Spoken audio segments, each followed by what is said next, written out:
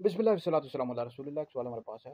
کہ امیر المومنین خلیفہ دوم حضرت سیدنا عمر بن خطاب فاروق اعظم رضی اللہ تعالیٰ عنہ کے حوالے سے یہ جو روایت بیان کی جاتی ہے کہ آپ نے ایک منافق کا جو سر تھا وہ تن سے جدا کر دیا تھا، اس نے نبی کریم علیہ الصلوۃ والسلام کا فیصلہ ماننے سے انکار کر دیا تھا، کیا یہ روایت درست ہے؟ نہیں، بالکل یہ روایت درست ہے۔ یہ تفسیر الجلالین انوار الحرمین اعلیٰ تفسیر الجلالین میں یہ واقعہ موجود ہے۔ امام شافعی رحمۃ اللہ علیہ سے روایت ہے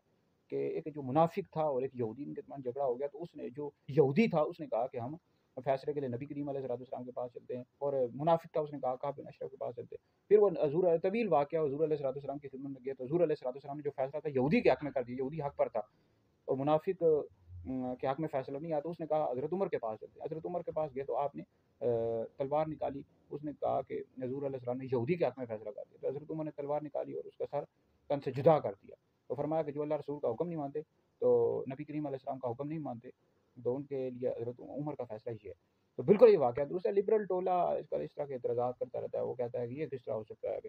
حضرت عمر جو ہیں وہ سر تن سے جدا کر دیں منافق کا، یہ کس طرح ہو سکتا ہے، اس سے تو اسلام کو نقصان پہنچا۔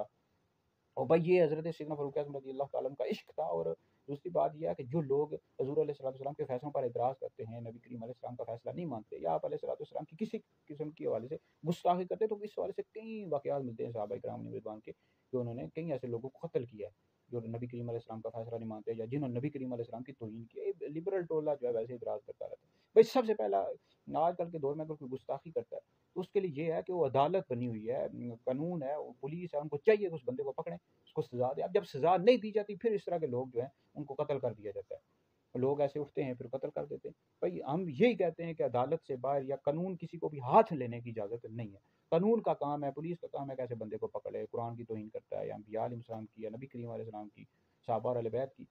جب قانون نہیں پکڑتا تو پھر ایسے لوگ کر دیتے ہیں۔ بھائی ایسے لوگوں کو بھی چاہیے پہلے اس طرح تو نہیں ہوتا ہر بندے کسی بندے کو قتل کر دی جائے، پہلے تحقیق کرنی چاہیے واقعی اس نے گستاخی کی ہے یا نہیں ہے کی۔ تو بہرحال قانون کو چاہیے، پولیس والوں کو چاہیے بھائی ایسے لوگوں کو پکڑیں، ٹھیک ہے، تو